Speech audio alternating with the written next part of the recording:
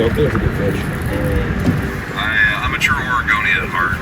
This kind of weather for me is this is my happy place. Give me a little overcast, or a lot overcast. Give me some rain in the morning, a few showers throughout the day, and I'm a happy man. I'm partial to Oregon. I like terrain. I like having mountains in the view. I like the green. It doesn't go away when the winter comes, like in Illinois and Wisconsin, where I was in the Navy at. Everything turns brown. Everything freezes over. And in the Oregon area here, it's always lush. The evergreens are beautiful. The smell in the wintertime and the springtime is absolutely amazing. This particular part of the Oregon coast here, for me, is actually just the availability of how close it is. That's all we're fishing right there. There's a fish right there. Wow. You know what I mean? You know, I live about an hour and a half away from the coast, but I also live about an hour and a half away from the mountains. That's a copper right there. That's a good copper. Copper rockfish. I got out of the military back in 2011, moved back to town in 2016, and decided, you know, bass fished across the country. Figure rockfish in the Oregon coast can't be too different than bass fishing, so started throwing gear out there and figuring it out and talking to the old timers. And Yep, too small, 1/4 inch. But a male has a thin. This down here is thin. On a female, it will be round. Learning from people that I would bump into on the rocks or off the docks, and learned how to fish for stuff off the coast here, and pretty much anything that works on one bay is going to work on another. But yeah, there's years and years and years of fishing this particular part of the Oregon coast. Hey. That's a fish-sized gaper. That's a very respectable clam right there. That's what we're after, boys and girls. That's what we're after. Let's go find another one. Hey, look, another one.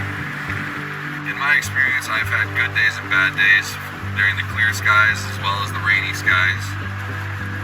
Barometrics play a huge part in it in my experience. Moon phase plays a huge part in it. Tides for the Oregon coast play a huge part in it. There's a bunch of variables, but at the end of the day, it's just the provision of the good Lord above that decides to bless you or not. This is a big one. This one's gonna be bigger than the last one, I think. There's the edge of the shell right there. Beautiful.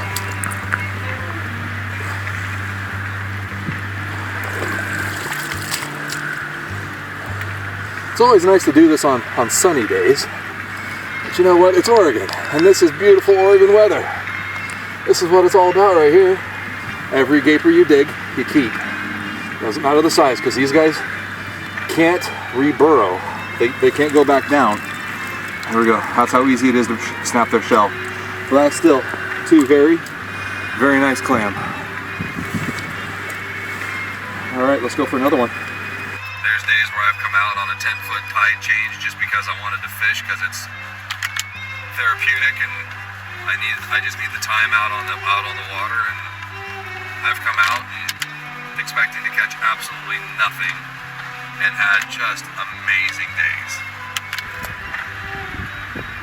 So when you stick your finger in there, you can kind of feel which direction it's going? Yeah, the big ones, you can really tell the direction the neck faces, because the neck is going to be wider. It's going to has a wide side. Okay. And so the wide side of that neck tells you the direction the clam is facing up. So that way as you're digging down, you can dig along the broad side of the clam. You get down alongside next to it without cracking the shell, because these things, like I said, have a very thin shell. And that way you keep a pretty clam, not just a tasty clam. Use your shovel, not your fingertips. That way you don't get old clam shells stuck under. Don't do that, don't do that. Always go parallel, always parallel to the clam. There you go. You can grab hold of that guy and kind of just vibrate him a little bit. There it is. Dude, that's a whopper. That's huge.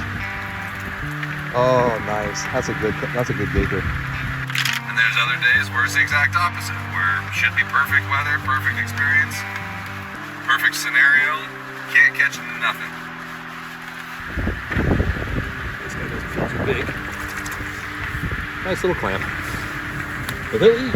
Alright. It's good chowder. Not many cockles in my opinion. Oh, there's another one. Right here. Oh, there we go. Oh, that's a smaller one. Cockles though? Cockles you can put back in. That one, Okay.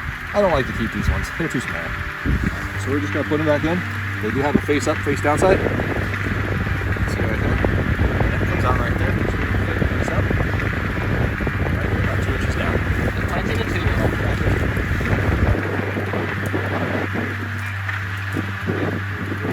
So there's the right here there.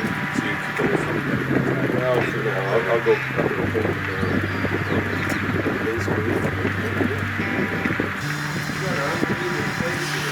Right? It's easy to get hooked on the Northwest, isn't it? It's always good to just go in with low expectations and hoping for the best.